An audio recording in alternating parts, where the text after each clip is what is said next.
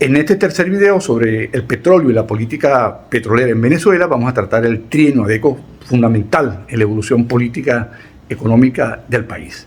Desde el año 1920, que la producción petrolera empezó a coger fuerza, esta alcanzó en el año 45 a 900.000 barriles de petróleo al día.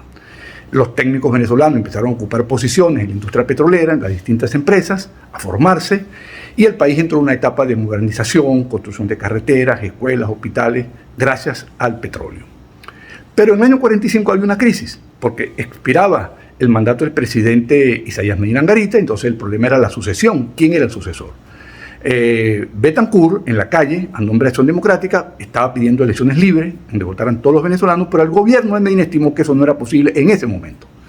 Y llega a un acuerdo entre Betancur y, en nombre de ADE, y el presidente Medina para escoger un candidato de consenso que fue Diógenes Escalante, quien al arribar a Venezuela sufre una crisis nerviosa que lo incapacita. El presidente Medina propone a Ángel Biagini, que era el ministro de Agricultura, rechazado de plano por Acción Democrática, y entramos pues en una etapa insurreccional. Y el 18 de octubre del año 45, un golpe de Estado derroca a Isaías Medina Angarita y asume una junta encabezada por Rómulo Betancur, bueno, que entre otras medidas tomó el petróleo y la política petrolera como eje fundamental y nombra a Juan Pablo Pérez Alfonso ministro de Fomento con competencia en el área petrolera y define 5 lineamientos de política petrolera. En primer lugar, aumento razonable de los precios del petróleo. En segundo lugar, la política de no más concesiones y la creación de una empresa estatal de petróleo. En tercer lugar, la refinación del petróleo en Venezuela.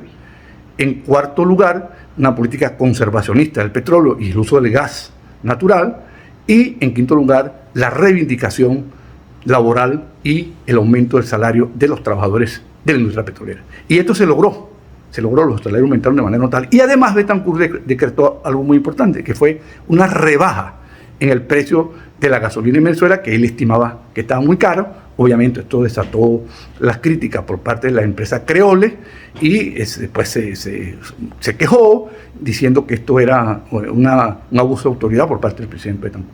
Y de allí llegamos al 50-50, 50% y 50%. La idea era que de la ganancia de la empresa, de la industria petrolera, 50% correspondería al propietario del recurso, el Estado venezolano, y el 50% restante a las compañías petroleras. Y para ello, el 30 de diciembre del año 1945 se crea un impuesto especial a las actividades económicas para las empresas que ganaran más de $8 millones al año. Obviamente estaban retratadas allí las compañías petroleras. Entonces, ese es el primer intento.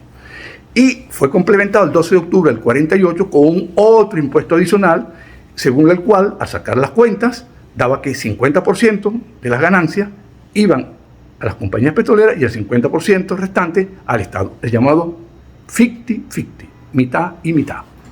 Esa política del 50-50 fue seguida en 1950 por Arabia Saudita, que ya empezaba a incrementar su producción petrolera, por Irán en el año 1954 y por Kuwait en el año 1961.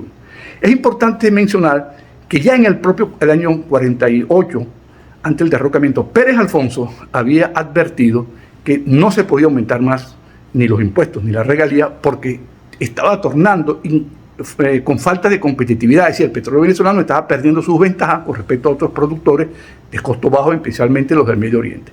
Y eso fue claramente establecido por Juan Pablo Pérez Alfonso. En el trienio de Acción Democrática, de 900.000 barriles en el año 45, se pasa a 1.300.000 barriles en el año 1948, al finalizar ese año.